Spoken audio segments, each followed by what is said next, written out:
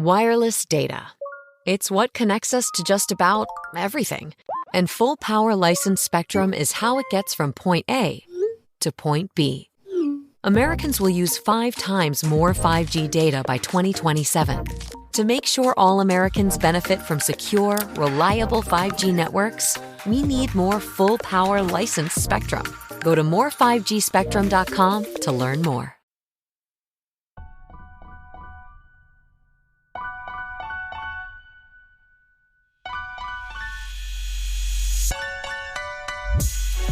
All right, what's going on, guys? Welcome to another episode of Bro History. It's Henry Zamota and Danny Abdel-Jabbar. What's up, man? How are you? Chilling, man, as per usual. How about yourself? I'm doing pretty well. I cannot complain ever. I don't have coronavirus, so... And neither do I. Yes, I mean, knock on wood. Maybe I do, and I just don't have the symptoms yet, and I'm spreading it around the New York City subway system. Mm-hmm. But we did a whole half an episode on the coronavirus, so that's not what today is going to be about. If you want to learn about that, just go back a few. Yeah, if you want to learn about that, the hysteria. Have you had coronavirus, the meeting yet? Oh, yeah. I've gotten the emails, the meetings, the hand washing tutorials, all of it. Yeah. Mm-hmm. I've had a couple of meetings about corona as well, and I'm thinking a lot of it's hysteria. Yeah. I mean, we go into detail about it. There are things to be concerned about, but also there are things not to be concerned about. Take it or leave it. That's pretty much all you know. Well, there's a lot that we could talk about today that is pretty relevant to some of the stories that we've been talking about over the past, I don't know.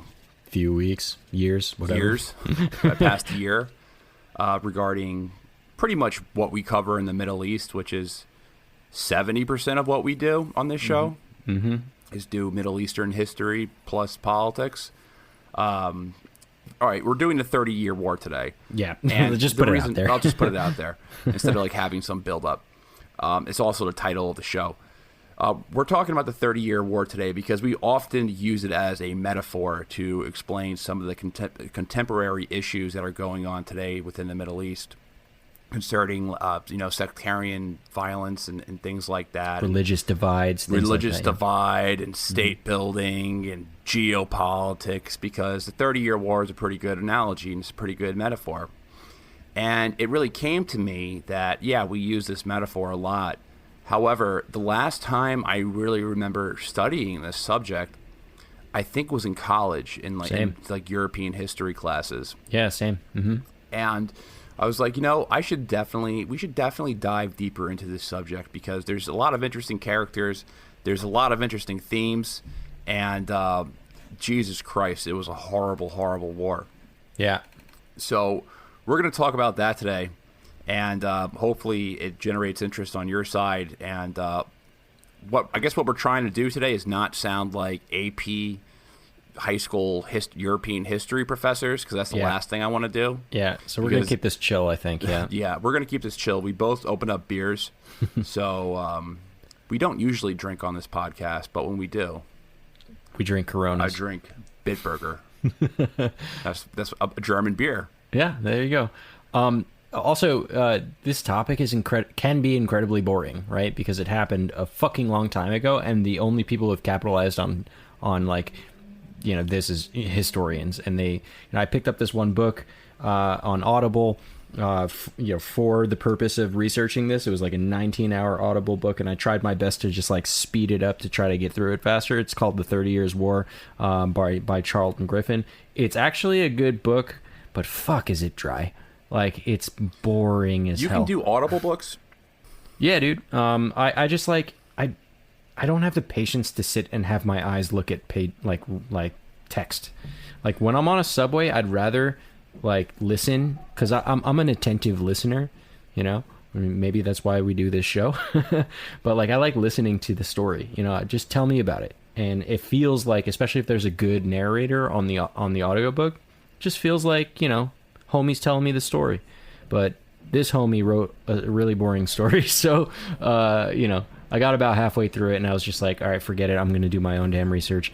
So I got to Googling, and hopefully what we have for you today is interesting. Audible is all about the narrator. You need a good narrator on your Audible book. Totally. If not, then it can become incredibly boring. Yeah. Also, we're not sponsored by Audible yet. Yeah, so. we're not sponsored by Audible, so we can't say that we disavow any type of audio book format. Yeah, we want to leave that door open, maybe. Yeah, we've got to leave that door open. Also, we've sponsored Blinkist has sponsored us, right? And they do that.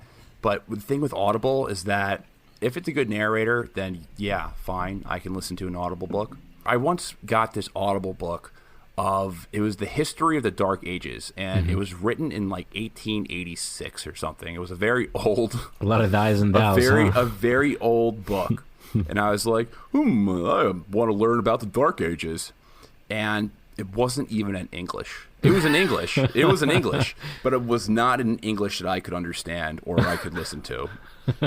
I was like, I can't retain any of this. Clovis the Fourth. But yeah, back to the 30-Year War. Yep. So let's jump in as we act very juvenile. So I guess to lead it off, it's a hard topic to really hit because it's incredibly complex. And there's 30 years of it. There's 30 years of it. This isn't an hour and a half podcast, and there's so many different themes that you could hit. While preparing for this, I really struggled on like how to actually do this show. That's why Danny and I decided to just say, fuck it, let's just drink a beer and just like have a casual conversation. But I'll just kick it off. Did you think that Martin Luther could anticipate what would happen? Wow, you're really jumping in there. So I'll give you the short answer, and then I need to give context because people might not know what this means. Yeah, so do I think he would realize it? I think Martin Luther was smart enough to understand that it would cause trouble and that it might start a war. However, I think he didn't give a shit. And also, I don't think he could have known it would have caused a 30-year war or longer, really. So that's kind of my short answer. But for context, for those that aren't hip to Martin Luther, we're not talking about MLK Jr., right? We're talking about the guy that he's named after. Our audience isn't that stupid. Come on, man. I'm just saying. So this guy, he's a German a priest, if you will, right? And he basically had some very core tenets. Really interesting dude. We did a podcast I feel like over a year ago on this guy. We'll probably try and have to dig that up and either redo it or post it as a classic episode or something like that. But super interesting guy. He was really smart, studied to be a lawyer, but then eventually, he almost got struck by lightning one day and, he prayed to some saint for, his salvation and then decided to become a priest. And, he came from a somewhat wealthy family and his dad was super pissed at him about it. And he was like, fuck it, I'm going to be a priest because, God. Basically flash forward a little while, and this dude was smart, right? He was just training to be a lawyer, and what he started noticing was these peculiarities with the Roman Catholic Church, right, which dominated the region that we, now known as Central Europe, but talking about mostly what present-day Germany, a lot of Czechoslovakia, Austria, things like that, places in that central parts of France, of course, too, all that central German area. And the issues that were happening there was, the political issue, I should say, is that the Holy Roman Empire was basically sucking the German people dry through the sale of indulgences. Let's peel this back a little bit. So the Catholic Church, it's expensive to run a church system, especially one so lavish as the Catholic Church, especially one that has wealthy churches and monasteries and right. and a lot of land. And one of the ways that they would profit is that they started selling indulgences, and that was Martin Luther's main gripe against the church. Right, and indulgences specifically were you sin, everyone sins, but specifically you sin, and if you pay the church money, they will absolve you of your sins. Now, I don't know what the going rate for sins was, but they would peddle this shit oh, you're you're a sinner if you don't do this, you're going to burn in hell and all this, fire and brimstone shit. But they got really dirty about it. They were like, oh, your family members who have died are burning in hell right now. And if you don't pay us, they're going to continue to burn, It's real fucked up, And I think, obviously Luther didn't like this very much, but also, the bigger tenet of Lutheranism is like the idea of, whether acts, like things that you do, like going to church and being Catholic and all that stuff, were what got you into heaven, or whether, faith alone got you into heaven. And, he was on the faith alone kind of thing, which made him very radical for the Catholic Church. And the Catholic Church was like the G of the entire region, right? They owned more, like the majority of the land of Europe, so like they were a very powerful entity. And like, so one day in Wittenberg, this dude Martin Luther decides to, what the equivalent of like posting on Facebook like an angry political rant. It wasn't angry, but it was just like a open call to action, like, hey, debate me on these 95 topics that I find fucked up about the Catholic Church, right? And he just opened up the debate for it, and it, talk about pissing people off, right?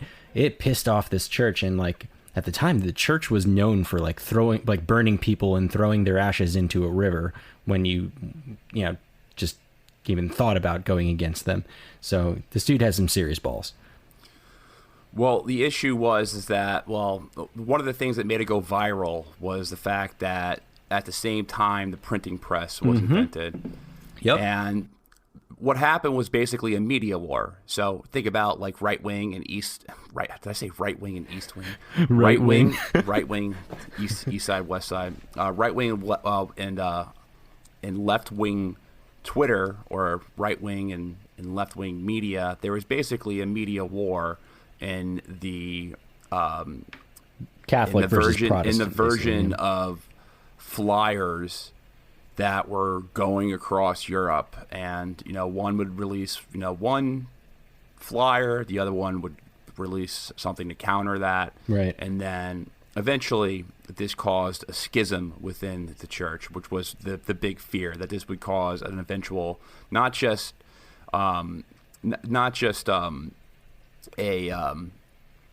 what word am I looking for right now?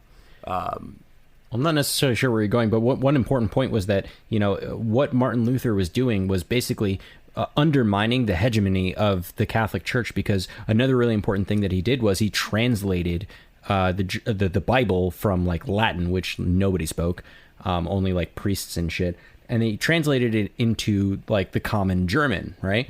And this is important because it basically said like, hey, do you want to learn about God and you want to be like a good, Christian or whatever, like you can read the Bible your damn self, right? And then, at the time, people only received the word of God through priests, through Catholic priests, right? So they could basically tell you anything they wanted and you wouldn't know any different, and this kind of decentralized faith for people. And a lot of people who came over to the Protestant camp, the Lutheran camp, they were like, well, shit, I can read this damn Bible myself. And also a lot of the things you do are contradictory to this Bible. So like, we're going to do our own thing, right? We're going to worship God our own way. And Catholic Church didn't like that, because their stranglehold on God, their monopoly on God, was what was funding their entire operation, basically. Well, and this eventually turned into war. Like it was a war of ideas that turned into actual battle and violence. And the battle, the violence started breaking out in the 1500s. It started in Germany. It spread all throughout Europe. It was in France. It was in Britain. It was pretty much in every state within Europe, or almost not every state, but many states within Europe.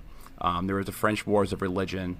Mm-hmm. There were wars between the various princes, Catholic princes and Protestant princes within German states. There were wars in the Netherlands, religious wars, and you can draw a comparison between the Sunnis and Shiite wars in the Middle East. But I think as we go on, I think it will be a lot more clear that these wars are more so about political power rather than theological differences. Right. They may start off as theological differences, like in Islam, where the arguments over the lineage of Muhammad, and there's really not that much. I'm sure Islamic scholars would say I'm wrong about this, but as far as like a Western Christian would perceive it, they don't see too many differences between Shia Islam and Sunni Islam. It's kind of the same thing with Christianity as well. We're talking about interpretations of biblical text and interpretations and of how you think that the church should ultimately be ran, whether it should be from a centralized authority or should there be a direct relationship with a person and God. So we're talking about an ideological battle that turned into a violent battle all across Europe in the 1500s. And that's when Europe's religious wars really started to break out. Right.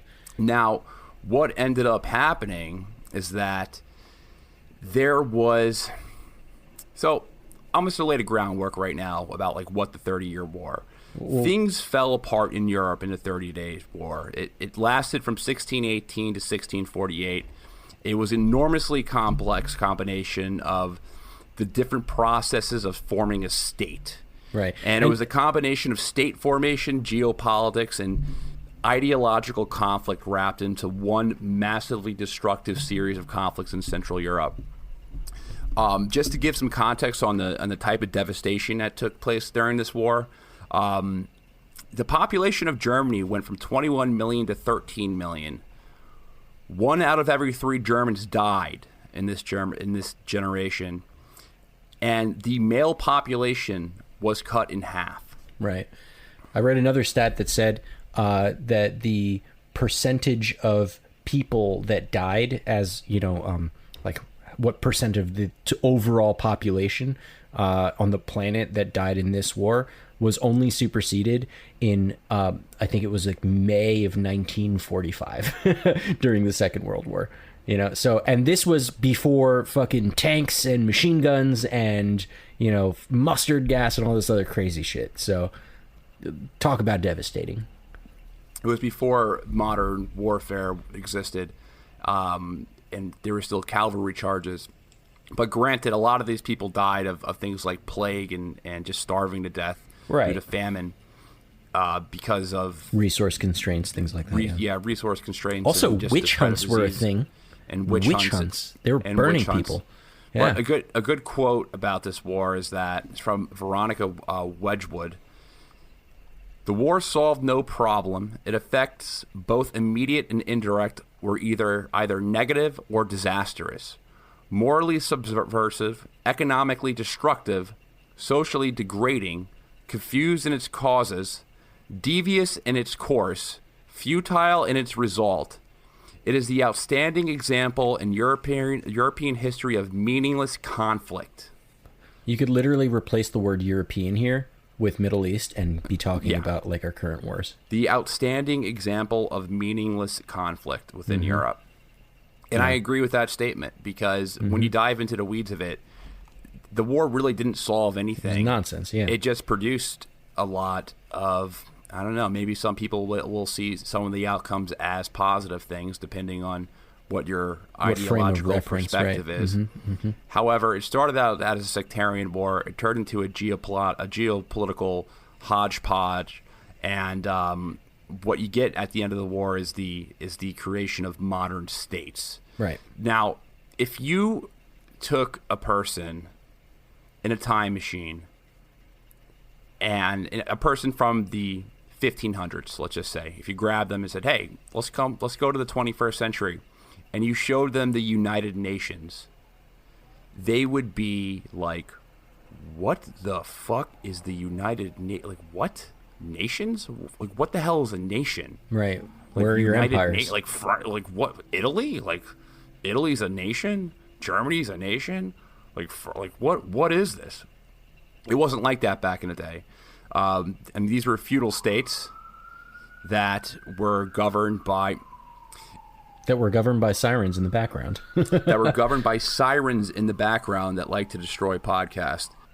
These were feudal states that the map of Europe in the 1500s looked nothing like the map of Europe now. Yeah. Let's start there. Yeah. So there are 44 countries in Europe. I think there's 44 countries in Europe, depending on where you draw that border. The most common border is in Russia. Well, believe it or not, Europe looked a lot different. There were over 1,000 independent states, duchies, principalities, empires, self-determining villages, not empires, kingdoms. These are just the independent states that had autonomy from the Holy Roman Empire. What the Holy Roman Empire really was at that time it was kind of a ceremonial type thing. So the Holy Roman Empire, it depends on really where you start this. Historians do argue about the actual birth of the Holy Roman Empire. It's like either 800 with Charlemagne or like 1000 with the fuck with that guy's name. I'm forgetting it. With Otto the First. Yeah, Otto the Great or whatever. So there's actually debate between that, whether it started, with Charlemagne, the king of the Franks, because he was crowned Holy Roman Empire by Pope Leo II after the Roman Empire split into two from east to west, or when I believe it was Otto the First, he helped protect the papal states from these Italian invaders, and he was crowned Holy Roman Empire. And really, I mean, I have trouble with what exactly the Holy Roman Empire was, but there's a famous quote from Voltaire that I think he said that the Holy Roman Empire was neither Holy, Roman, or an empire. I might be paraphrasing that or getting the order of how he said that neither holy, incorrectly. Nor Roman, nor an empire. Yeah, neither holy, nor Roman, nor empire. So, but he didn't say that until well after. So, well after that decline there. There was no different. It was not a continuation of Marcus Aurelius. Right. It wasn't a continuation of the Roman Empire that we associate with the Colosseum and fighting lions and Julius Caesar and Mark Antony and Cleopatra. Right. And that part does get a little confusing. All of that juicy things. And I remember when I was younger, when I was reading about this in my textbooks and like, whatever history classes I was taking, there would be a chapter, you'd read about the antiquities, you would read about ancient Greece, ancient Rome, then you'd get to the Middle Ages, and then once you get to like a late period in the Middle Ages, all of a sudden you see a big chunk map saying Holy Roman Empire. And I was like, what the hell is this? Like, who is this? Yeah. What is this country? Like, Rome came back? When did this happen? Yeah. And this was probably in high school. I was always very incredibly confused. Basically, the Holy Roman Empire was a union between an elected king from powerful families that had a union with the Catholic Church that had some loose authority over what is now Germany and Prague and Bohemia and the different parts of Central Europe. What's funny about that is that there was another Holy Roman Empire at the same time when this one started, and that was over in Constantinople. That wasn't a Holy Roman Empire. That was just the Eastern Roman Empire. If you ask them, they were the Holy Roman Empire. They call themselves the Holy Roman Empire in the East. Yeah, dude. But we now call them the Byzantine Empire because it was in the mostly Greek led city of Byzantium or whatever they called it. When it was being formed, either in 800 or 1000, whichever point you want to talk about, there was already a Holy Roman Empire. Like, see, it's fucked up. It's crazy. I don't understand how they even got the name Holy Roman Empire. I mean, I don't know. The Byzantine Empire. How did they get that name in the first place? It comes from Byzantium, which is the original name of They never called themselves that, though. No, they never did. But by we I mean like modern history calls it that because of to clear up the confusion of there being two Holy Roman Empires. Well, we should just call them the Eastern Roman Empire. That is another name for it. That's what they were. The Eastern European Empire. Eastern Roman Empire. The Eastern Roman Empire. They were the Roman Empire. They were the actual Roman Empire. They moved their capital, the Constant, to Byzantium during the late fourth century, prior to the sack of Rome from the Visigoths. Right. But I digress. Man, we're going far into the past here. Let's get back. Holy Roman Empire. Back to the 30-year War. It's confusing. I don't want to dive too far into the weaves of it, but before we jump into that, though, I do want to talk about the Peace of Augsburg, because we did talk about how Martin Luther set off this fire between Protestants and Catholics, and they were fighting for a while, and they started carving up new states, and there were winners and losers, and way too much to talk about in that respect. But how that concluded at the time was at the Peace of Augsburg in 1555, which established a really important thing that we needed to talk about to talk about the 30 Years' War, which is, I'm going to butcher this because I don't speak Latin, but actually I don't think anyone can actually speak Latin. There's debates on how to pronounce things. Anyway, it's Cuius regno eius religio, right? And that means whoever rules dictates the religion. And what that means is, if your little, village king or whatever, your principality, if he was a Protestant, then cool, you're a Protestant. And if the other one is a Catholic, then cool, you can be a Catholic. And somehow they figured out this peace, this loosely formed peace, through this dictate, but this excluded Calvinists, which are a brand of Protestants. It's they're not the same. I'm not a religious or theological scholar. There was a break off between Calvinists and Luthers. There's a difference. There's another version in the Peace of Augsburg didn't include them in this settlement between Catholics and Luthers of Lutherans, right? Of Lutherans. You didn't get that same privilege of having a prince who may have been a Calvinist and being able to live there in peace. They were cool with Catholics and they were cool with Lutherans, but not Calvinists. Right? Yeah. So essentially, you'd have to be what your leader was. If not, you'd have to either convert or emigrate somewhere else. Yeah, but this actually brought up some problems, honestly, and we'll get into those problems. But before we start there, I just kind of want to break up the 30 Years' War into 12.5-year segments. It's not actually 12.5 years each, but there are 4 phases of the 30 Years' War. We have a Bohemian phase, which is how it started. We have a Danish phase. We have a Swedish phase, and then finally we have a French phase. So phases 1 and 2, the Bohemian and the Danish, these are the ones that we're going to talk about, are going to be mostly religious, mostly centralized within, very small areas of, small relatively to the 30 Years' War, but smaller areas of the Holy Roman Empire. Whereas the third and fourth, the Swedish and French phases, were definitely different. They were very much more political and had a way broader range, right? So not just on that mainland, it was fucking everywhere. Well, let's start off with how the war breaks out. Right. What is the assassination of Archduke Ferdinand moment look like with this war? For sure. What it looks like. So there's war in Europe. There's a settlement made through the Peace of Augsburg.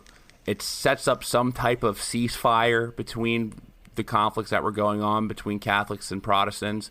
However, there is a ruler, the current Holy Roman Emperor, Ferdinand II, was a very devout Catholic.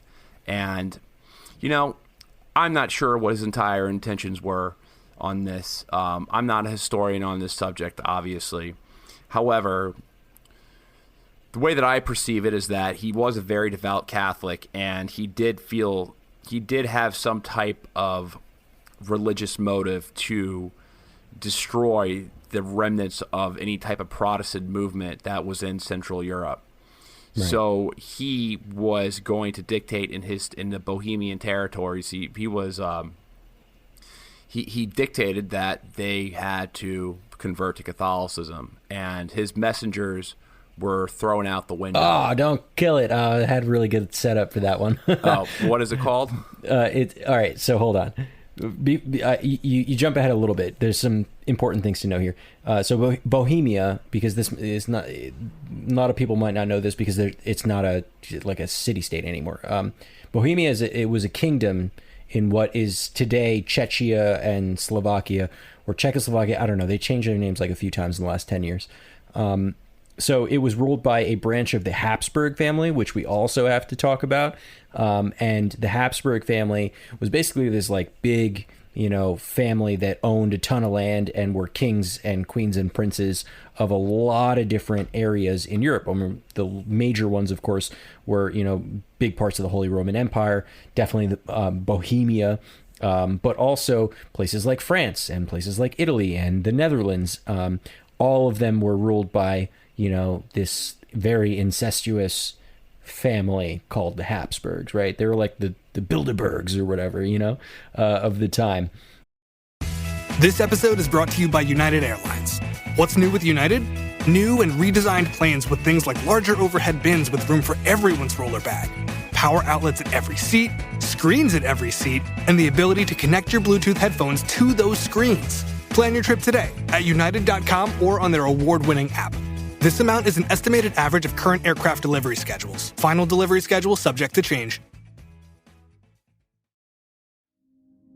China is making 370% more 5G spectrum available than America.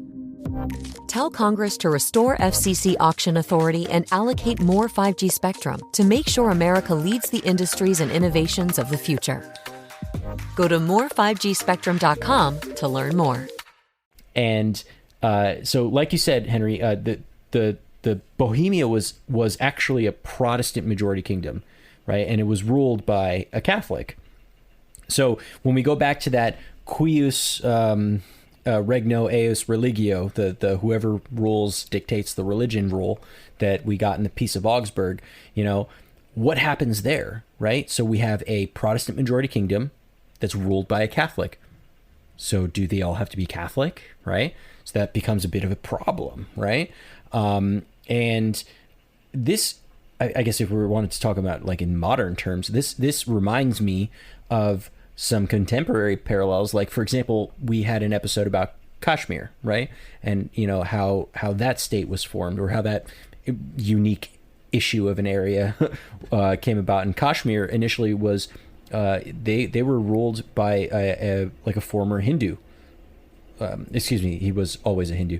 They were formerly ruled by a Hindu, but they are a Muslim majority territory, right? And so there was some conflicts there, and that's a big, at least the initial part of why Kashmir is all messed up, right?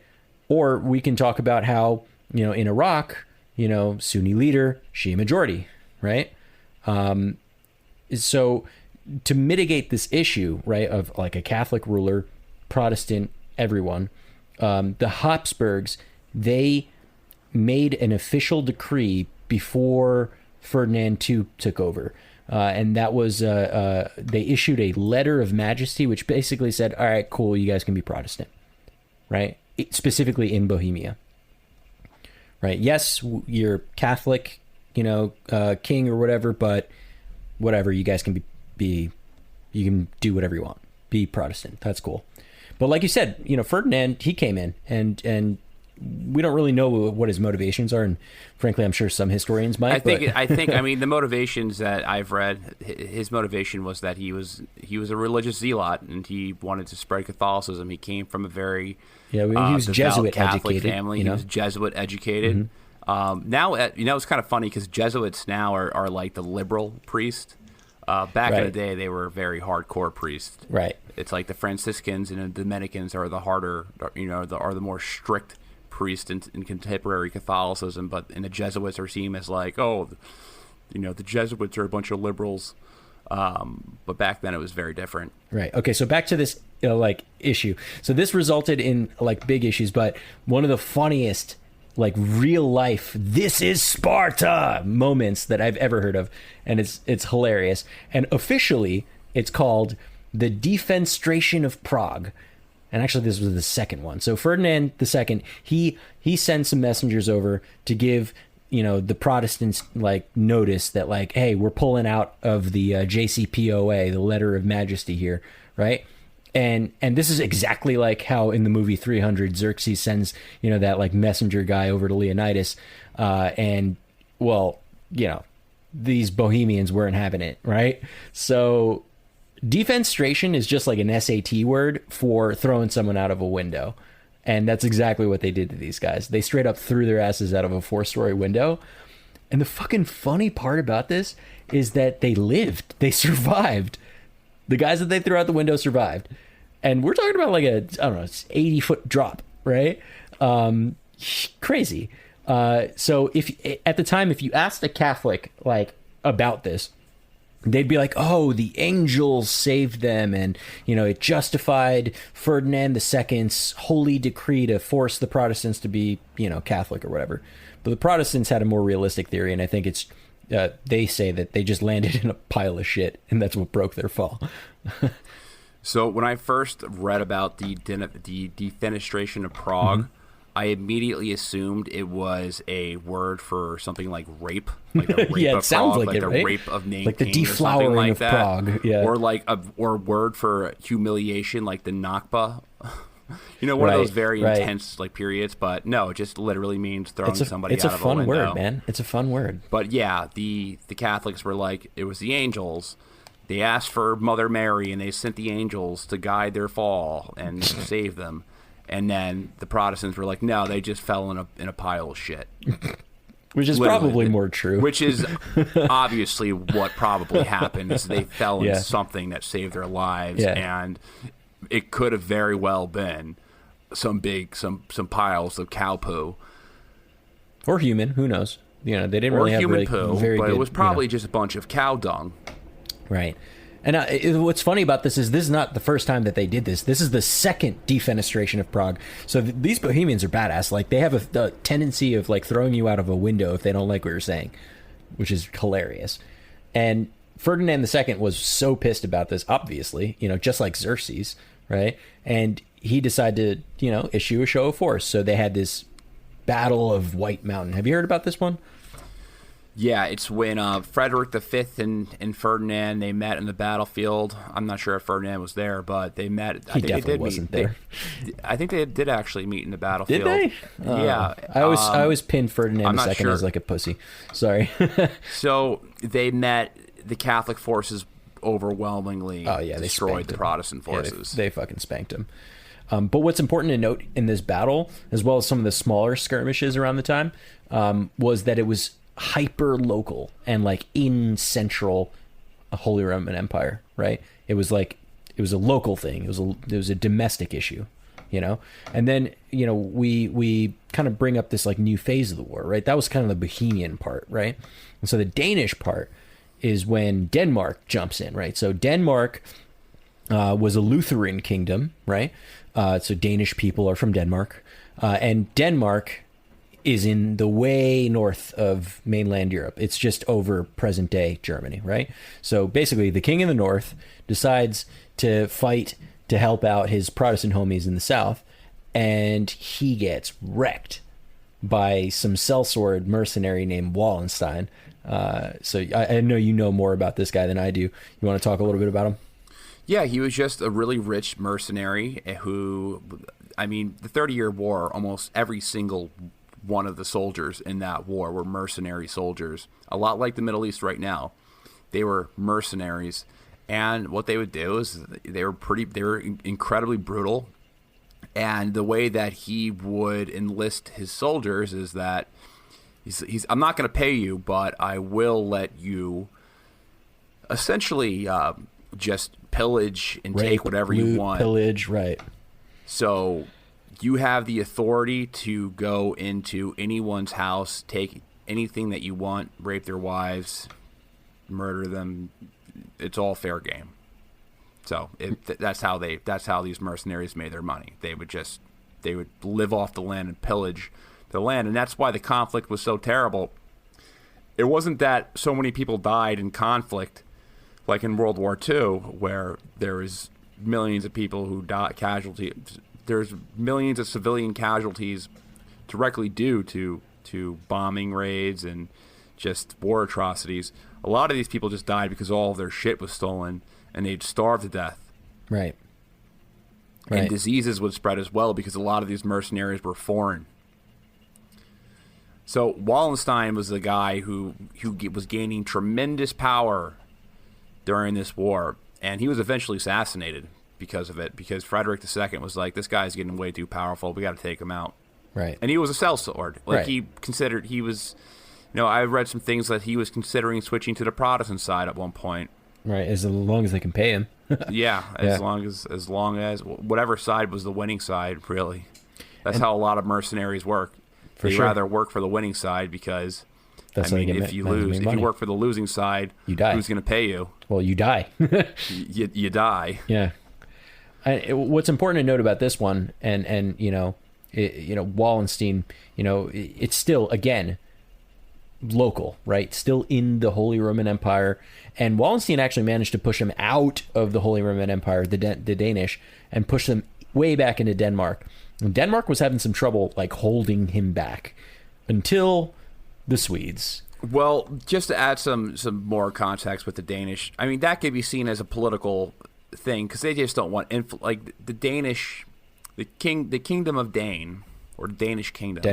Kingdom of Denmark. The kingdom of Dane. You can tell I've been drinking on this. I like the kingdom of Dane more. It sounds like a Game of Thrones house. Yeah, right. I'm not going to lie. I totally thought of all of this entire war in the context of Game of Thrones. Absolutely. Not vice versa, which is a problem in itself. That I'm thinking of I should compare this real history with a fairy tale. Mm-hmm. I'll see the comparisons because I know the fairy tale more. I've been studying this fairy tale for very many years. I'm an expert on the historical work of George R.R. Martin. Right. Anyway, Swedes. So Swedish phase, right? So we got the Swedish phase. So until this point in the war, what's important to remember is that the fighting had been centralized in the Holy Roman Empire and was largely about religious divides and cultural divides and about, how people can practice, their preferred religions. But by the start of the Swedish phase, we start seeing powers from outside of the Holy Roman Empire start jumping in, right? And this changes the whole dynamic of the war, right? From a local religious fight to kind of a regional geopolitical struggle. And, it honestly has so many parallels to what's going on in the Middle East, whether you're talking about like Sunni and Shia divides and different sectarian divides, as well as cultural divides, but then they all bloom into this like global geopolitical conflict with fewer and fewer regional interests playing a role in the fight and more large outside forces jumping in to intervene, right? And the same exact thing was happening at this point that the Swedes started jumping in. Now, we also see some parallels in the Swedish and French phases to our current Middle East conflicts when you think about some of the seemingly contradictory alliances and kind of the flip-flopping that happens. But we'll talk a bit more about that in a second. But the guy you need to know about the Swedish phase is Gustavus Adolphus, and he was the king of Sweden and a Lutheran. And this guy's a major fucking badass. Yeah, Gustavus Adolphus is known as the father of modern warfare. He's a Protestant king. The stories written about him are almost seem biblical in their nature. However, he intervened with the funding of France, which is a Catholic power. Which, like, what the fuck? Like, that's what everybody else was thinking. But when you think about why, it's actually pretty simple. Well, it's pretty simple when you look at a map of that time and you see that where France is physically located in Europe at that time. They're sandwiched between the Habsburgs. So you have the Habsburg family. Essentially, again, they're a royal family that have multiple thrones. They're like the Kennedys of that time or something like that, however you want to compare it, but a very powerful royal family. At one point, the Habsburgs had the king of, I think it was the king of Austria and the king of Spain were brothers. Mm-hmm. So they were sandwiched in between both Spain as well as the Holy Roman Empire. So they wanted to balance out the power. So that's why the French intervened financially on the Swedes, with the Swedes. Right. And another thing is, like, France and Spain were having this, like, tiff over, you know, areas in the south, like Sicily and parts of Italy, you know, so they had been fighting each other for a minute. So the French rulers and, you know, the Habsburgs were just not friends. And so at the moment that, you know, this war in the Holy Roman Empire started escalating, France kind of saw this as an opportunity to be like, oh shit, well, all we got to do is give some money to these Swedish dudes, and they'll go fight the war, and we'll weaken the Habsburgs' grip on the region, and hopefully, you know, I guess maybe they thought they can claim some extra territory or something like that. But more importantly, it was just like, we hate the Habsburgs more than we are Catholics and don't like the Protestants. And to add some more context, it's about balancing out the power within Europe. Mm-hmm. It's not necessarily because, like, oh, we hate them more. It's more about, like, hey, listen, like, France at this time was a more centralized state than the Holy Roman Empire ever was. Right.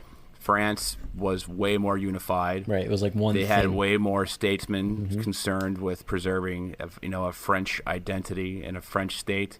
On the other side, over in the Holy Roman Empire, we're talking about thousands of different independent principalities, thousands of them that had their own autonomy. So an identity, it was way more complex. And like going into how the Holy Roman Empire, I was reading about the Holy Roman Empire over the past 2 weeks. I've stopped because it was just way too complicated the way that system was set up in place, like how they interacted. There was overlapping borders where some provinces had autonomy and others. It was a mess. Nuts. It was a complete mess. I think France was way more concerned about that there being a unified Central European state that would be a direct threat to France with their ally, the Spanish, right below them, because they would be completely alone in the case of any type of global conflict. So it was in their geopolitical interest to fund the Swedes to make sure that state couldn't form. And I think, going back to the theme of this podcast, I think this was this war was kind of a act of state building gone completely wrong, because the process of building a state is incredibly bloody, and you can see that with with most states. There's a very bloody aspect in forming that national identity, and you can see that in places in the Middle East right now with the creations of these modern Middle Eastern states. You can see that with the creation of a lot of these states in Asia. You can talk about the Tokugawa period in Japan, right, which created Japan into feudal states, into a unified Japan with a shogun with power. You could talk about England with the War of the Roses and the civil wars, the brutal civil wars that took place there. It's consolidating power more so, I think, than the theological differences between two camps or two parties are the real reasons why these wars take place. A lot of these warriors, a lot of these soldiers in this war, they were mercenary soldiers. They didn't have some type of ideological drive to fight the other side. They were just doing it because of their own greed and to take whatever they could get. The war may have started out that way with things like freedom of religion and things like that, but ultimately it turned into politics. And going back to when we were talking about the outbreak of the initial war between, the localized war that took place in Bohemia, a lot of that has to do with the wealth of the Catholic Church and bishops that were converts to Lutheranism. I'm sorry, I'm butchering pretty much every word I say this episode. A lot of that has to do with I called the 95 thesis the 95th thesis in the beginning of the episode. I didn't correct myself. That's all right. So there were a lot of it had to do with a lot of the bishops that had all this land that was built up through the height of the Middle Ages, who converted to Protestantism and fighting for those resources as well.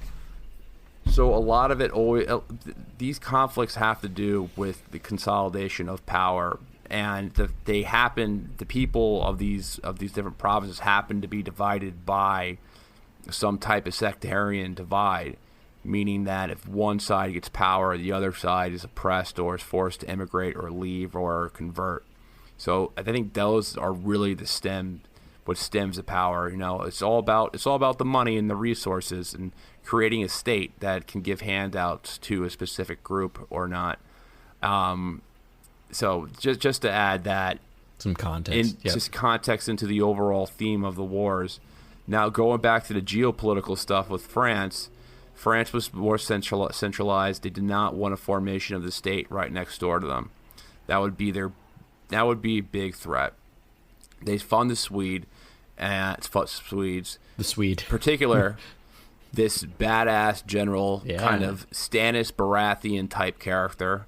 You can all bring these back to Game of Thrones characters. Yep. Danny and I were arguing who is Gustavus Adolphus in terms of the Game of Thrones universe. I said he was Robb Stark. I think it's Stannis. You said he was Stannis Baratheon. Yeah, I think it's Stannis because and this is I want to go on a bit of like a military tech rant, but ancient military tech rant, because I was going to do more about the French phase after this, and I literally just stopped at the Swedish phase because I loved how much I was learning about it. So, all right, why I think he's like Stannis. So Adolphus was a military commander, and he was super hands-on, right? He was in the cavalry charges, right? And that was his claim to fame. That was why he did so well. And more importantly, he was given the title, posthumously, after he died, the father of modern warfare, and this came about because he revolutionized the way that national armies were built. He revolutionized the way that people deploy mobile artillery and how people, think about a standing army, right? So where can I start? Okay, so when Gustavus Adolphus took the throne, Sweden was definitely not a major military power. Sweden is way up in the north, they're kind of close to Poland and Russia and things like that. And both of those regional powers could have easily spanked the Swedes. Their soldiers were super ill-equipped, ill-trained. Also, they had this power of this problem of not enough manpower, right? So they had this. Obviously, they're super north. They're in the White Walker zone here, and it's harsh climate, and the harsh climate of that northern European area, it just brought problems with recruitments. So in the north, long brutal winters meant that they couldn't really grow as much food. And so for that reason, a lot of men chose to stay in their farms and not waste time fighting, and rather, use that time to grow enough food to make ends meet, right? But Adolphus, he basically changed the way, that they were recruiting by enacting some policies to basically create a professional, well-trained, and disciplined military.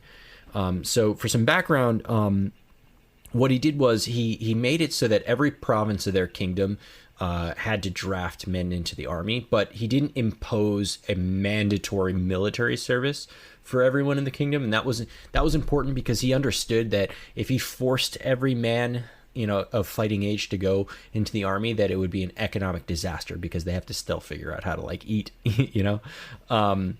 because the conditions were super harsh. But despite that, I think he was still able to put together a kind of what we would consider today a national army. It was like a quasi-national army, which again, you have to remember all of these other people that we talked about, these were all mercenary forces, right? They would just pay people to wreck shit. But not Gustavus, right? He had different ideas about this. He thought that he wanted to make an army that was made up of Swedes, not mercenaries, that all spoke Swedish and had a common culture and goals. And this was super important, I think, to the effectiveness that they had in battle. They were able to fight along their fellow Swedes and have a sense of like Swedish identity, and it brought motivation and determinations for their soldiers to fight. And I think, I'm reaching here a little bit, but if I'm reading it, I think maybe France might have shared in that idea. France wanted to establish a firm identity, a homogenous, uniform French identity, and what Gustavus Adolphus was doing in Sweden kind of lent itself pretty well to that. So it kind of made them pretty well aligned, even though they were on opposite sides of the spectrum in terms of their religion. Notwithstanding, kind of moving along, but where was This is where you get into the construct of nationalism. Right. Because nationalism, when you really think about it, it's a construct. And not to sound like some goofy social scientist or something like that, but nationalism is a construct. Like when you create a nation, there's a process that takes place where you have to get everyone to buy into it first. You have to get everyone to comply into it by doing things, by speaking a common language right, and following a common culture. And also, the biggest part of it is complying with the monopoly of violence that the state produces. Exactly. That's what a state is. Right. The state is a monopoly on violence. That's what a nation state really is. And that's what France and that's what a lot of these European states at the time were in the process of doing. The monopoly of violence that the Holy Roman Empire was trying to create, or at the very least, Catholic partisans within the Holy Roman Empire were trying to create, was that experiment gone completely wrong. Right. And that's why it was so bloody. But also, the way that they enacted it was, by outsourcing it, right? By outsourcing it, right? They were which is the worst way to do it. You guys do it, right? Right? They were getting mercenaries from everywhere. There were so many foreign mercenaries. They were coming from Italy. They were coming from the Ottoman Empire. They were coming from Scotland. They were coming from England. They were coming from Spain. They were coming from God knows where. And you know what else happens when you have a lot of foreigners coming into your country? At this time, disease is spread. Right. I mean, look what happened when the Europeans went to South America. Wiped out 90% of the population here. Right. So that was another big factor in how disease is spread, just by foreigners coming in contact with other people. Right. And yeah, mercenary armies are mercenary armies. They're fighting for a paycheck. They're not fighting for any type of, anything that you would die for. Right. But again, coming back to Gustavus Adolphus's idea, he wanted to break that, right? He wanted to make being a soldier not like some sideline job, but like a career. And so the way he was able to do this was he actually instituted regular payments of salaries that he made to these conscripts. So at the time, Sweden was able to afford most of these payments to their soldiers because of the riches that they got from the Catholic Church when they seized a bunch of land during that Protestant Reformation prior to the Peace of Augsburg. But they were able to pay them yearly wages and a cloth allowance, which was in high demand at the time, especially up north. But also Gustavus introduced a system to make the communities of each of the areas of his kingdom pay into it, take part in paying their own soldiers. And it sounds like, oh shit, taxation, how would they do that? But I actually think he had a pretty effective way of doing this without making it too much of a burden. So basically what he would do is soldiers that had a rank of private or above, they would get a payment from the taxes that were paid by the farmers in their community. and they would also get like a place to stay in their community, but not for just free, but it was in exchange for work, right? While during like peacetime. So in exchange for farming or handiwork or whatever they were doing, they had a place to stay and they got some payment. And this actually worked out pretty well because it manufactured like pride and respect for Swedish soldiers in Swedish communities, because it was like it wasn't some foreign mercenary that is taking our money, right? It's fucking Joe over here who lives and works this farm, but he just happens to be like a career soldier, and when they need him, he goes and does his thing. And I think it even came down to Gustavus Adolphus paying soldiers like out of his own pocket, monthly wages whenever he needed to. So he was pretty generous in that respect. But outside of just like money straight up, he also created a pension for his soldiers.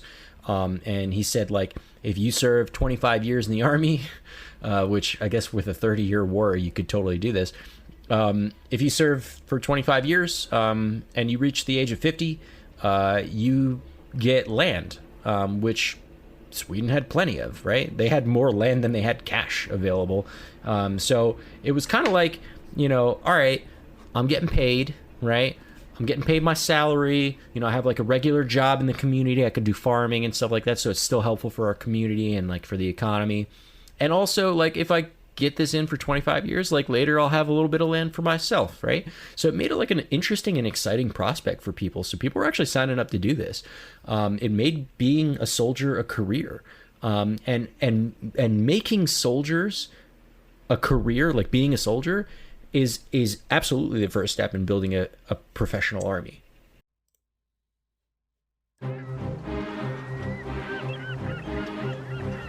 Hello, this is Matt from the Explorers Podcast. I want to invite you to join me on the voyages and journeys of the most famous explorers in the history of the world. At the Explorers Podcast, we plunge into jungles and deserts, across mighty oceans and frigid ice caps, over and to the top of great mountains, and even into outer space. These are the thrilling and captivating stories of Magellan, Shackleton, Lewis and Clark, and so many other famous and not so famous adventurers from throughout history. So come give us a listen. We'd love to have you. Go to explorerspodcast.com or just look us up on your podcast app. That's the Explorers Podcast. It's getting specialties on violence that are I guess are loyal to a nation state. Exactly. Instead of specialties of violence that could flip on you, depending on the way the wind's blowing. I'm curious. This would be a question I would be really curious to ask a historian of European military history. Was there anything like this between Gustavus Adolphus and the Roman Empire in Europe? What do you mean? That were not roaming bandits, because a lot of the big armies in Europe were barbarians. Yeah, roaming nomadic bandits. Previously, it wasn't. You had two options, right? You had either, maybe three, forced conscription, which is when like a king or a duke or whoever would go through the land and say, by order of decree, because we're having a war, anyone above the age of 16 or something like that, that's a male and isn't like totally useless, has to be a soldier. And they would get them together and be like, here's a sword, here's a pike, and if you're any good at shooting, maybe here's a gun. And your king calls you to arms. Exactly, right? And Prince Duke of Wellington calls you to fight for the glory and God. Gondor calls. Gondor calls. They lit the beacon. Anyway, so like they would just basically call you up, right? And then you would do your war thing. And if you survived, you just go back home, and then that's it, right? You go back to your business, right? If you're a cobbler, cool, you go back to doing that. If you're a farmer, cool, whatever. The other option was, all right, well, we need an army now, so let's just pay random foreigners to run around and kill people for us, and then when we're done, we tell them to go away, right? And those were the options. And Adolphus basically changed that. He was like, no, I think we should actually train these people and like make them a part of the community and like make them productive and also pay them and offer them pensions and stuff like that. So at least from what I've read, this is what he did. But besides creating a standard army, like a standing army, and regularly paying soldiers, there was a kind of an ethical and moral reason behind it. Like soldiers that were paid with salaries were less susceptible to the shit that the mercenaries were doing, which was, looting and carnage, right? A professional army, they basically, because they live within the communities, they have to have like this semblance of like a good image, right? They have to upkeep that, right? And they have Well, wait, can I interrupt you real quick? Yeah, the sure. The Swedes were brutal in that war. Oh, of course. They were not like going around showing the German population respect. Like, oh, Mr. Friendly, it's PewDiePie. Coming like, like they were brutal for everyone else, right? That's what they were trained and like conscripted to do. But what I meant was, previously, if you were a mercenary or sellsword, like oftentimes these people, when they decided to settle down in the areas that they were, told to be a mercenary, and there's this foreigner guy and he's like, this is my land now because fuck you, and they didn't care what the people of those communities thought of them because they're getting paid by the hegemony, like that they have official decree, right? This is like Wallenstein didn't give a fuck about any of the people in the Holy Roman Empire. He was getting paid and he was a badass, right?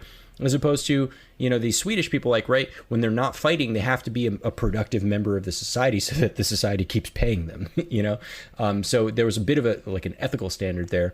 But, unfortunately, while Adolphus's ideas were kind of cool, there was still a shortage of manpower and it wasn't completely solved. So they definitely did have mercenaries, and it was mostly the Scots. But unlike other armies that just basically paid a mercenary unit to fight as a separate unit, what he wanted to do is like, all right, fine, if I have to buy mercenaries, they have to be trained by us and they have to fight alongside us. They also have to speak Swedish, right? And so he tried as best as he could to integrate mercenaries into his own army to try and create a more cohesive unit. And it was actually pretty effective, right? And so after recruitment, some changes that he made were... basically in training, right? So previously, remember I gave you the two options, right? Either I pluck you out of the fields and give you a pike and say, go point him with poke him with the pointy end. Or, we buy sellswords and maybe they're good, maybe they're not, who knows? He wanted to create a training program for these people, right? So it's centered around like physical and combat training, a whole lot of discipline. They had like a lot of rules, right? So think like modern army, like drill sergeant stuff. Trainees were not allowed to swear or drink or go out with women. It was pretty regimented. And to further develop this army in battle, basically he would run military exercises, and it involved numerous amounts of units, right? So like actual training sessions where they would do maneuvers in the field. And this was so that he can teach each soldier all the parts that they needed to play and the things that they needed to do in a combat situation. So, they were actually trained instead of just some random farmer that they gave a pike to, And this is kind of important because this is what made his army flexible, maneuverable, and that I think this was a huge part and another reason why he's the father of modern warfare.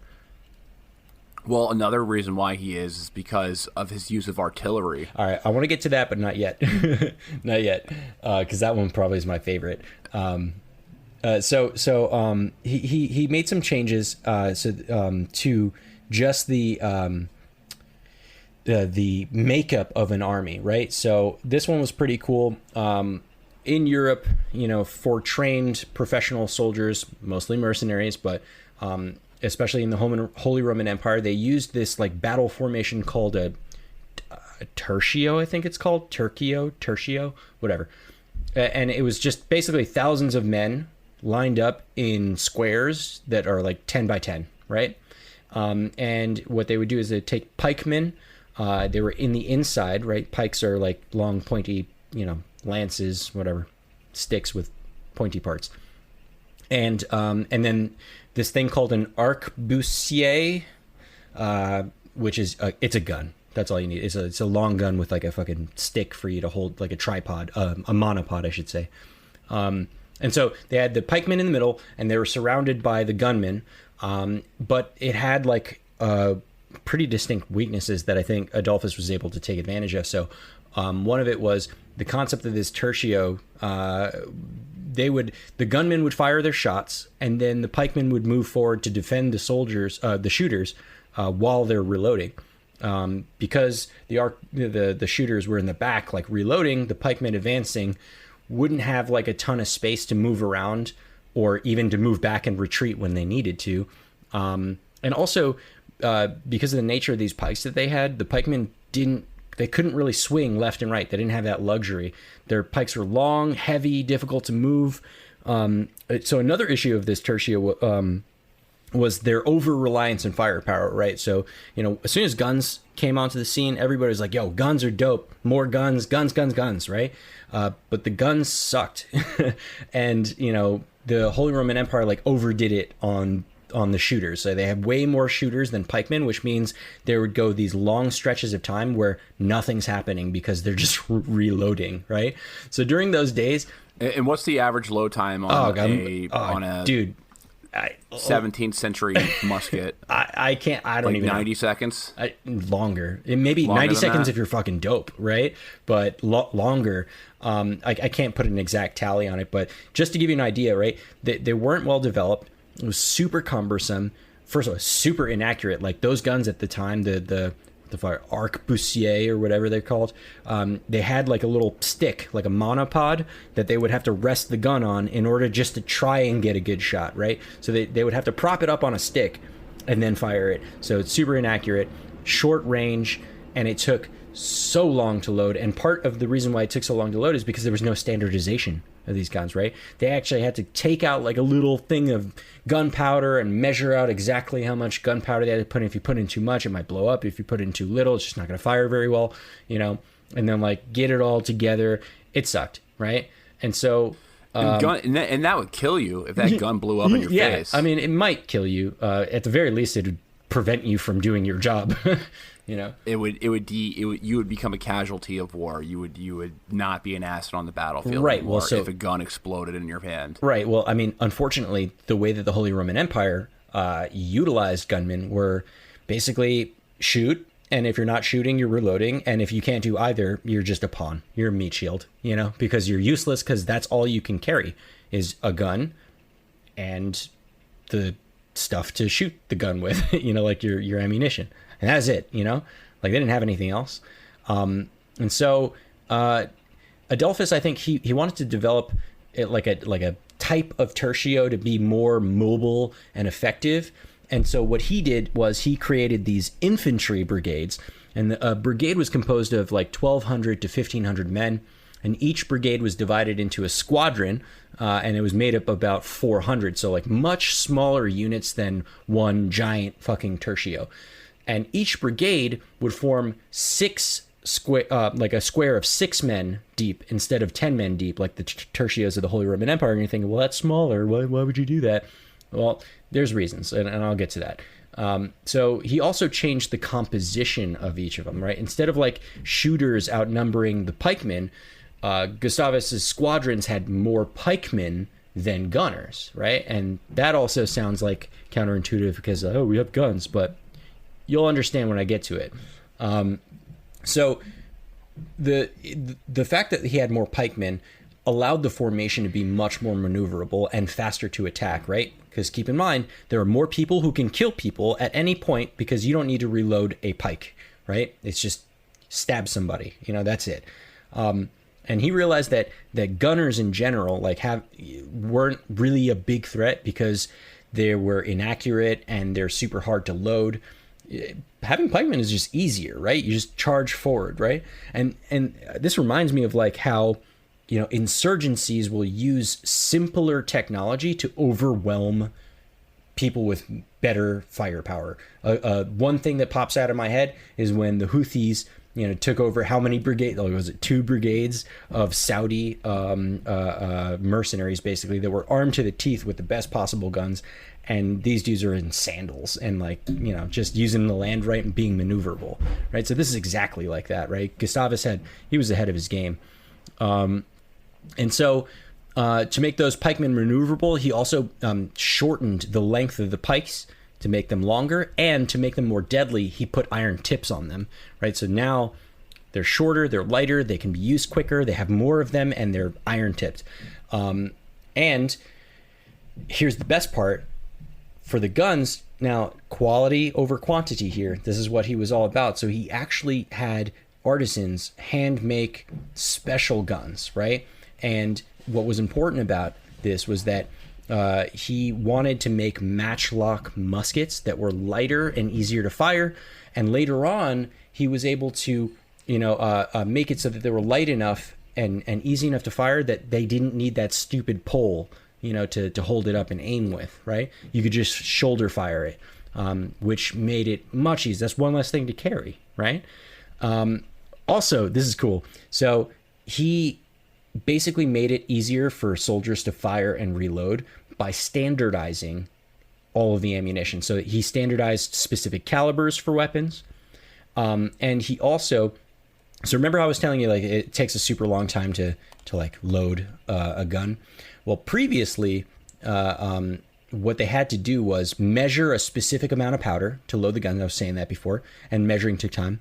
And because of the different calibers of the rounds that they were using, right? They weren't like a standard caliber.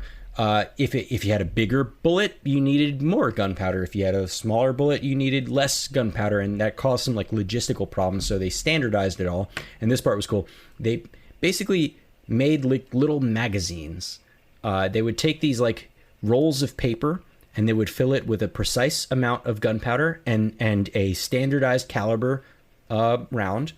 And all they needed to do was tear off the piece of paper, pour in everything into the gun, and then you're ready to go. You just shoot, which is really cool.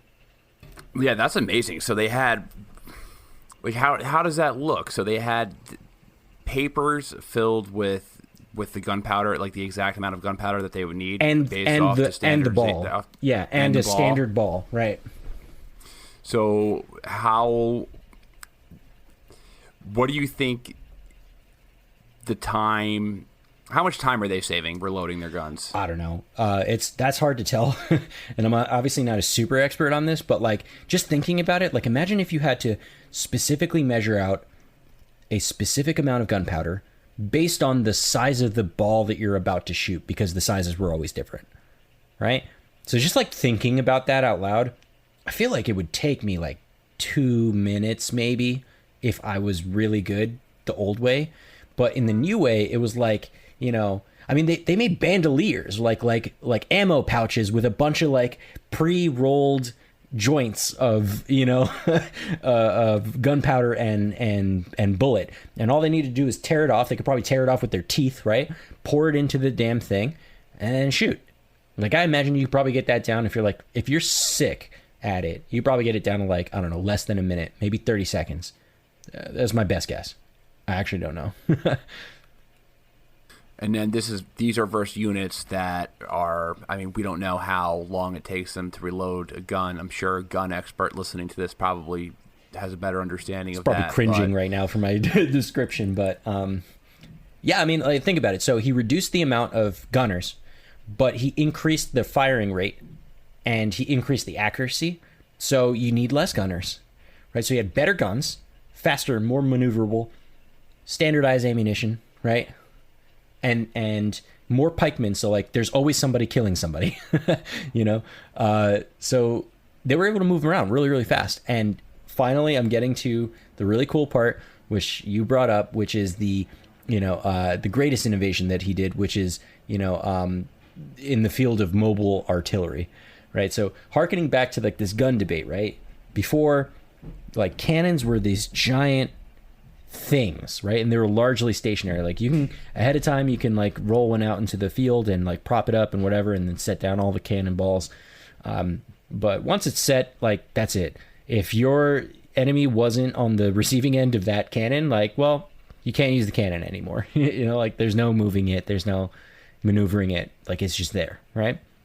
And so what he did was he started with the same idea as the guns, right? So he standardized the caliber of the cannonballs to 24, 12, and 6-pound cannons, right? And also to make them more maneuverable, he made them lighter and with shorter barrels and thinner metal in the artillery tubes.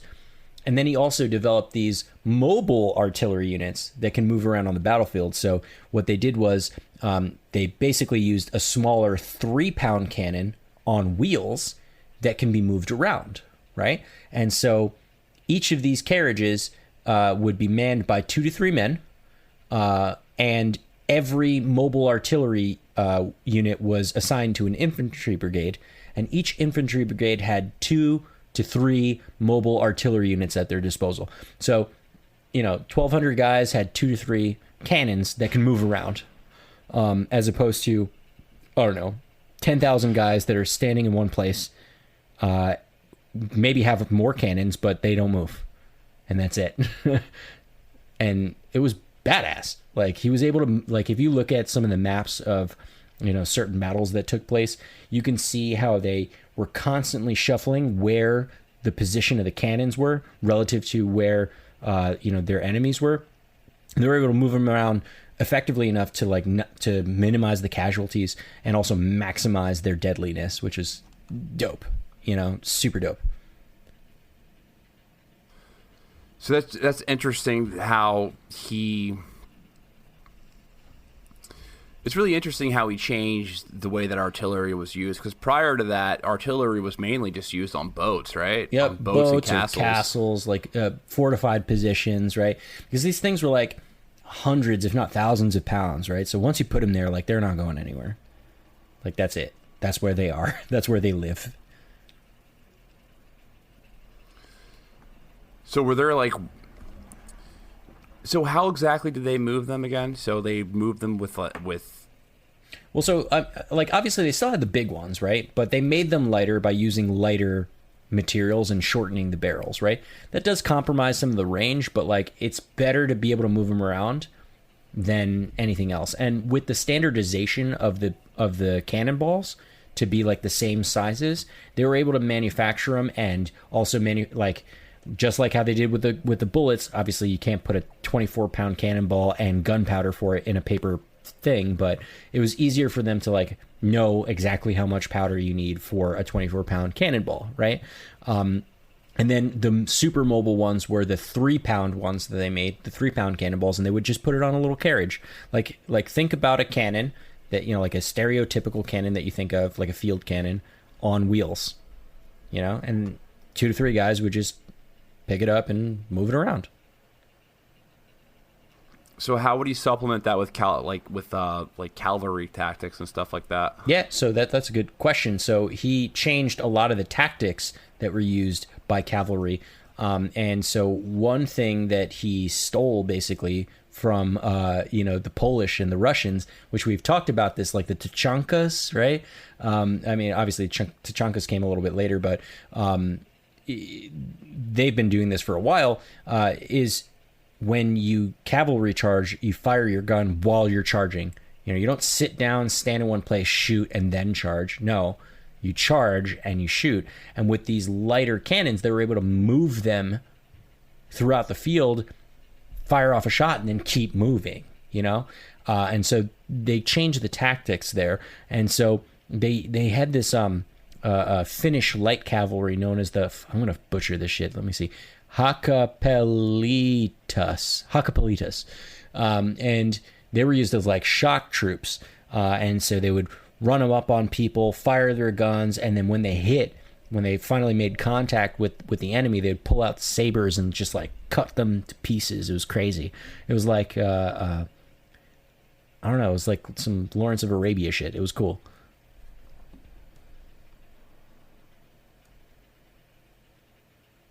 And what happened to Gustavus Adolphus? He ends up dying though. In battle. Yeah. So I was just gonna say, all these tactics. He's kind of like King Alexander the Great. Right. Exactly. I'm sure he would have loved that. Where he's leading cavalry charges and stuff like that. He ends up actually getting himself killed though. Right. All these awesome tactics aside, he did end up dying in a charge. So maybe they weren't that good, but. Yeah, he was a victim of the fog of war, and just straight up chaos on the battlefield. So, you can have a plan, but, in war it's chaos. So, he got killed, and not knocking the guy or anything like that. Like he did a pretty good job at what he needed to do. But that basically turned around this Swedish phase. That was pretty much the end of it. At the time, he was like the Stannis Baratheon, right? Like the prince that was promised, basically. And the moment that he died, the Swedes lost this kind of like unifying commander, and they stopped being as effective as they were before. And so this is when they switched to the French phase, where, okay, previously the French were just paying the Swedes to do the fighting, but now it switched, and they said, okay, well, we're not doing well anymore. The French will now fight, and the Swedes will fund the French. And that's kind of where we got at. So they reversed it. Mm-hmm. So the French supplied the soldiers, the Swedes provided the capital for the war. Right. And take note that at the same time, so we're at a point where it's two Catholic powers fighting each other in this war. Right. It's the French and the Habsburg Empire fighting each other. Mm-hmm. So there's two Catholic states fighting each other. A war that initially broke out over minor differences in theology. I mean, when you go back all the way back to Martin Luther, like it's unbelievable that you have this war that's now just complete geopolitics and fighting over just political power and Machiavellian reasons. And, the French kind of wrap this up, but this war goes on for when Gustavus Adolphus dies. I forget the exact date that he dies, and I read the account of when he well, it wasn't the account. It was more of like a romanticized version of him dying, and he was like found on the battlefield, and some soldier was like, "Who are you?" And he's like, "I am the King of Sweden," and they killed him. Maybe that really happened. I mean, it sounds kind of pretty badass. Mm-hmm. However, do your duty. I don't understand how you. I don't understand. Do you? Is that Stannis Baratheon? Yeah. Stannis Baratheon was not that great of a military commander. No, he wasn't. Now that I'm thinking about it. Yeah. Now that you're thinking about it, he completely botched Winterfell. Yeah. He completely botched the battle Blackwater Bay. Yeah. Mm-hmm. He never won a battle. Well, no, you got to put him at Robb Stark. So, Robb Stark, the young wolf. When he came into the north with the why am I forgetting this shit? When the Night's Watch folk were up in the north, and he came in and slaughtered the shit out of all of those White Walkers and shit. That was a thing. Or no, not the White Walkers. The Wildlings. Remember that? He won that. Yeah, the one battle against Wildlings who were exposed, and he flanked them with cavalry, just standing units. Yeah, well. And they were fighting the Night's Watch before. The Night's Watch are the scrubs of the Game of Thrones universe. Yeah, yeah. It's a collection of the world's losers put in one castle. Right. Anyway. I think Gustavus is more of a Robb Stark type of guy, or maybe Robert Baratheon. I don't know. Tell us in a review on our on this episode. Who are these characters who do you compared think to they Game are? of Thrones? Mm-hmm. But yeah, I guess like to kind of end it, we're coming pretty close to an hour and a half. Yeah, the war completely became a political struggle, right? And it ended with the peace two Catholic powers fighting each other. While one of the Catholic powers, aka French, are suppressing the Huguenot movement, which was a Protestant movement within France. So you have characters like Cardinal Richelieu, who's a cardinal, who went to school for religion, who was also a statesman, and was just completely Machiavellian in what he was doing in the war. Not that I'm saying that being a identitarian and jumping on the Catholic side or the Protestant side based off common religion would be a better thing. I'm just saying that religion doesn't really matter to these maniacs who run these governments. Now, and the war ends up not solving anything. Right. It ended up in a stalemate. Nothing really happened. Well, they ended with the Peace of Westphalia, and if you were to put a winner down, I don't think you can, but like if you would, maybe France, and only for the reason that the Holy Roman Empire basically, I mean, it still existed after it, but it was like on its way out. It became almost the Holy Roman Emperor was like the King of England or the Queen of England at this point. Like it was a titular title, right. Only in recognition, didn't really have any political power. And they broke off a lot of territory too. So like Switzerland gained its own like independence thing, and this is where they get that like, oh, we're neutral or whatever. Then they have been since then, which is interesting. But also Brandenburg Prussia, which eventually would go on to create the Prussian Empire. They became a thing, onto itself.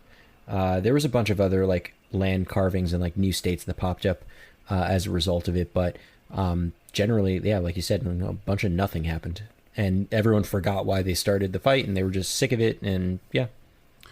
Well, the political consequences were enormous because this really brought the rise of the modern nation state, right, as we know it today, like large centralized powers within Europe, like France under Louis XIV. Rather than these autonomous states that were loosely controlled by kind of a figurehead type character like the Holy Roman Emperor, who had some authority, but princes, would have the tenacity or audacity to disobey what his will was. So you have that, and you have the rise really of France, of the nation state of France dominating Europe, really until the rise of the British Empire and the rise of the Prussian Empire too, and the Russian Empire as well. Prussian. But really, that's really what it produced: the rise of the modern. In the failed experiment to create a nation, you have another nation emerge, and you can even say, and I've read that historians have said this as well, is that this led to, in nationalism, because whenever you think of any kind of the backstory of any nationalist movement, there's always some type of humiliation that's involved.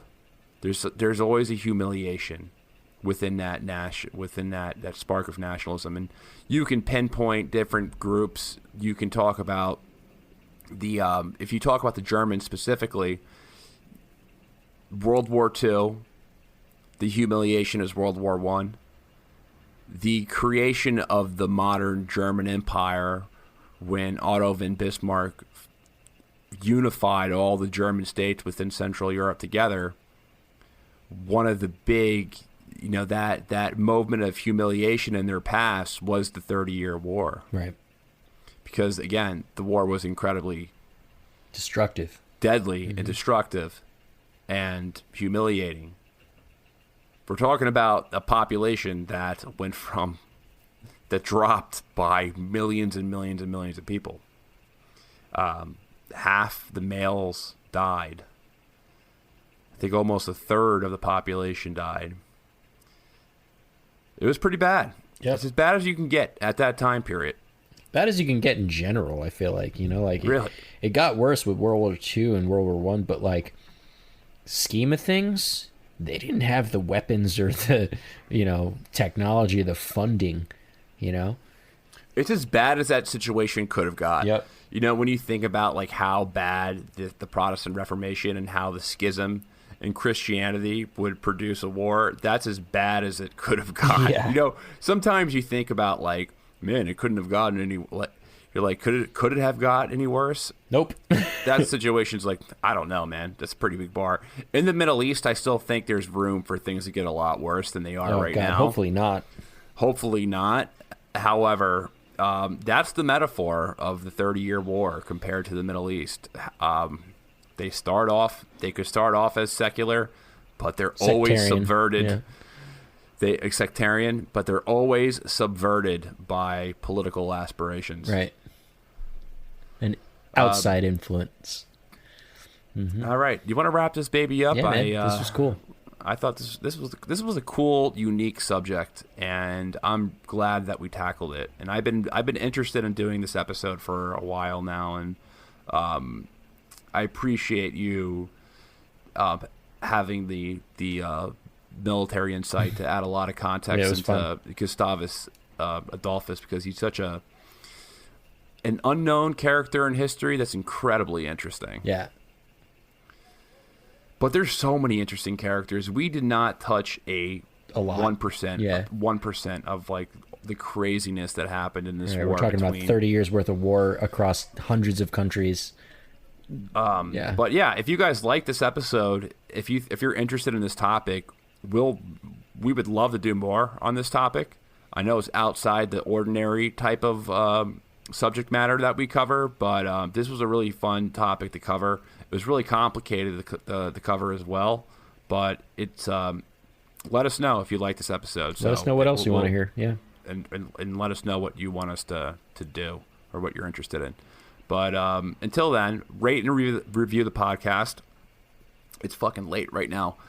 And I love all of you for giving us your time. All right, I'm just going to stop.